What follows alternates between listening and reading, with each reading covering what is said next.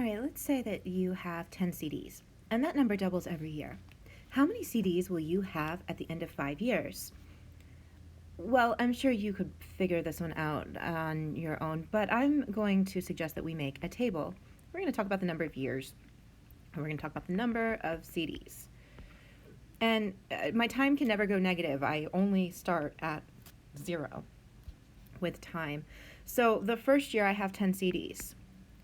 And then that number, according to this, doubles every year. This doubles is important.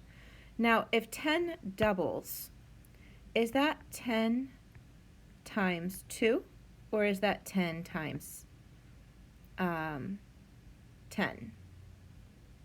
Well, hopefully you recognize that doubling is the same as multiplying 10 by 2. So for the first year, I'm going to end up with 20. And the second year, how many would that be? Well, I had 20, and it doubles. So it's not 10 times 2, it's 20 times 2, or 40.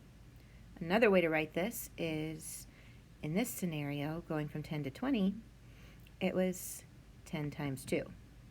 Going from 20 to 40 is 10 times 2 times 2, right? Because 2 times 2 is 4 times 10 is 40. All right, year 3. It doubles. So I get what number? Well, it's going to be 10 times 2 times 2 times 2. Or 40 times 2, which is 80. Notice that 10 doubled to 20, double 20 to 40, and double 40 to 80. So in 4 years, how many am I going to have? Well, I'm going to double 80, and I'm going to get 160. And going from 80 to 160 is like 10 times 2 times 2 times 2 times 2. So now I'm going to end up rewriting this pattern for number of CDs using exponents. So over here, when my time was 0, the number of CDs was 10. This was 10 and just 10, or 10 times 2 to the 0 power, because remember that anything to the 0 power is a 1, so this just ends up equaling 10. At year 1, I had 10 times 2 to the first power, because that equals 10 times 2, or 20.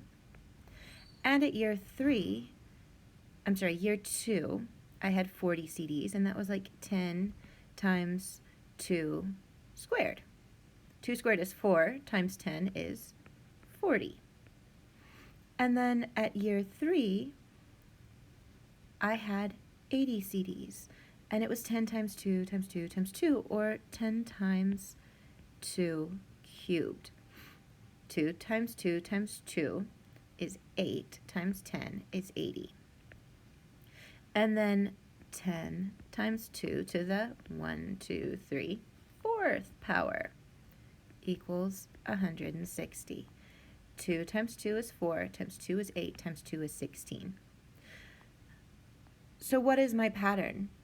What my x was my time, and my y is my number of CDs.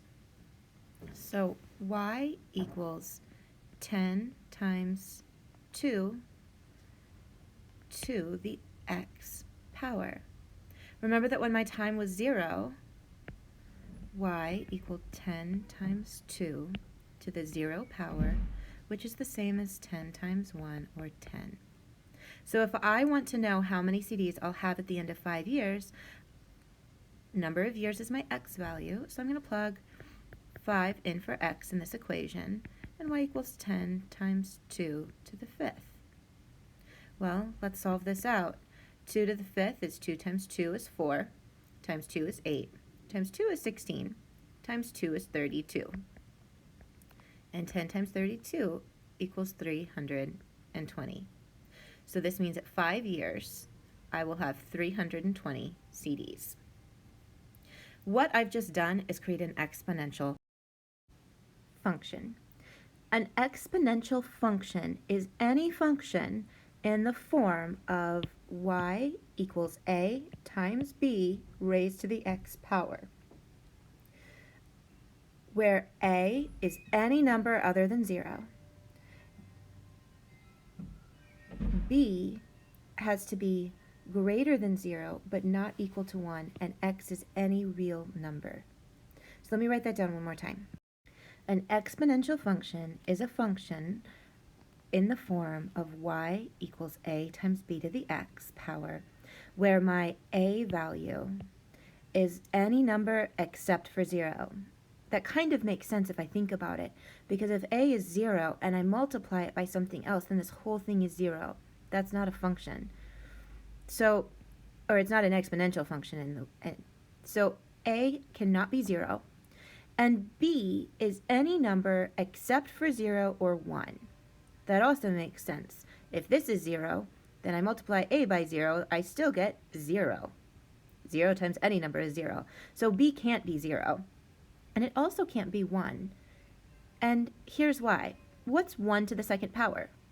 Well, 1 squared is 1. And what's 1 cubed? Well, 1 cubed is the same as 1 times 1 times 1, which is still 1. And 1 to the 10th power is going to be 1 times 1 times 1 times 1 times 1. You get the idea. It's still going to end up equaling 1. So my b cannot be 1 because 1 raised to any power is still going to be 1.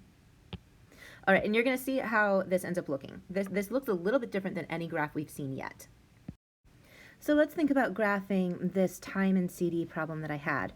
Remember that when time was 0, my number of CDs was 10. So x is 0, y is 10. That's here. When x was 1, y was 20, which is up here.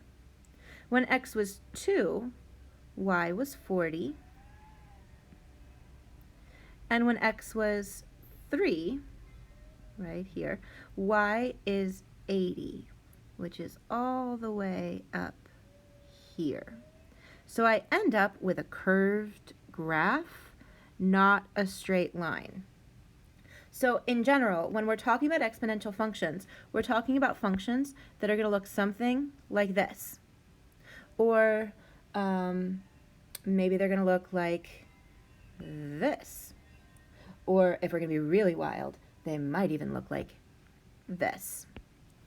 But in general, your exponential functions are going to be curved functions. They're still a function because if I had to do a vertical line test, it would still pass.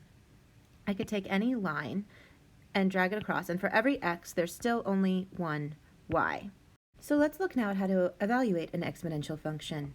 Let's say I give you this one, y equals 5 times x, 5 to the x power.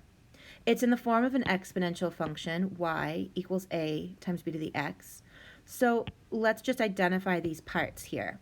Your a is technically 1, because 1 times any number is that number. So I have this hidden 1 in my function. And my b is my 5. And then I have my x as the power that I'm raising this function to. So now I want to evaluate it for these values of x. So I like to make tables. So we're going to look at x, the function of x, and then we're going to actually look at what my y value equals.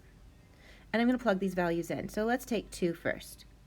If I take f of x equals 2, then I'm going to end up plugging it in for 5 to the second power. I just took this equation right here and just plugged it in for x. And 5 squared is the same as 5 times 5, which is 25. All right, let's evaluate it for the next one. 3. I'm going to just plug that into my function here. 5 to the third power, which equals 5 times 5 times 5.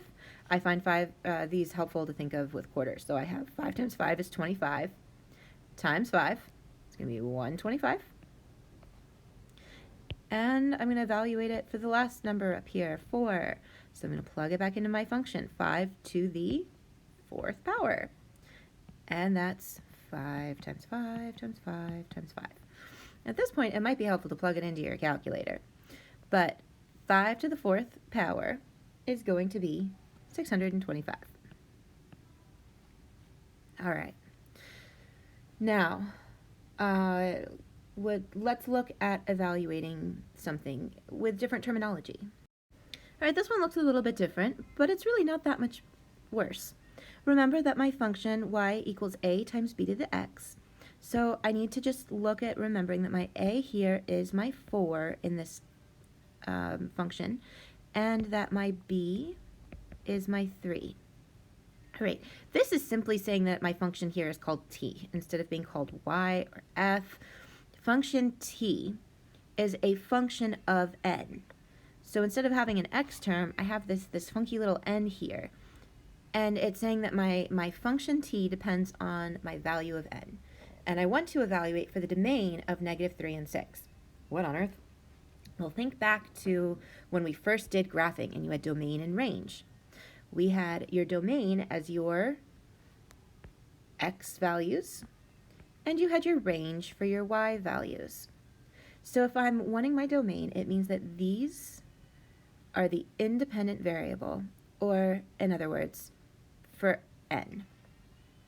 Domain is the same as your typical x, or in this case, it's whatever my power needs to be. So I'm going to end up evaluating and finding my range.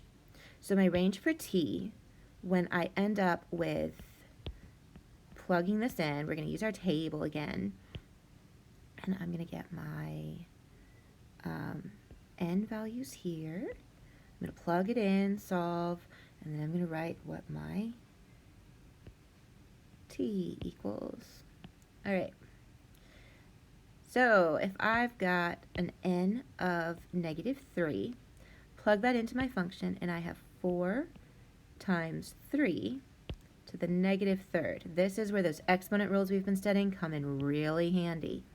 This is the same as 4 times 1/3 to the 3rd, which is the same as 4/3 cubed. Notice that the -3 here only applies to the b term. That this -3 cubed goes here. With order of operations, I don't apply it to my 4, and I multiply my 4 after dealing with my exponent. So this becomes 4/27. All right, let's do it again. The second term that I had to work with was my 6. So I'm going to plug that in, and I'm going to see what my function will give me. 4 times 3 to the 6th power, which equals 4 to the 1st times 3 to the 6th. Because these are different bases, I cannot simply add my exponents. This is going to be a big number. Plug in 3 to the 6th, and you're going to get 729. So it's 4 times 729, or 2,916. All right, your turn. All right, go ahead and try evaluating these exponential functions. Show me your work, and I will check these tomorrow in class. All right, lastly, I'd like you to come back up and attempt this word problem using what we looked at with the CDs. Suppose you have 20 rabbits in your backyard, and the rabbit population triples every year. How many rabbits would there be in 5 years? You might want to rewind this video, write this problem down, rewind the video, and go back to where I did this with CDs. See if you can come up with an exponential function for the rabbit situation, and we'll go over it tomorrow in class. Have a good evening.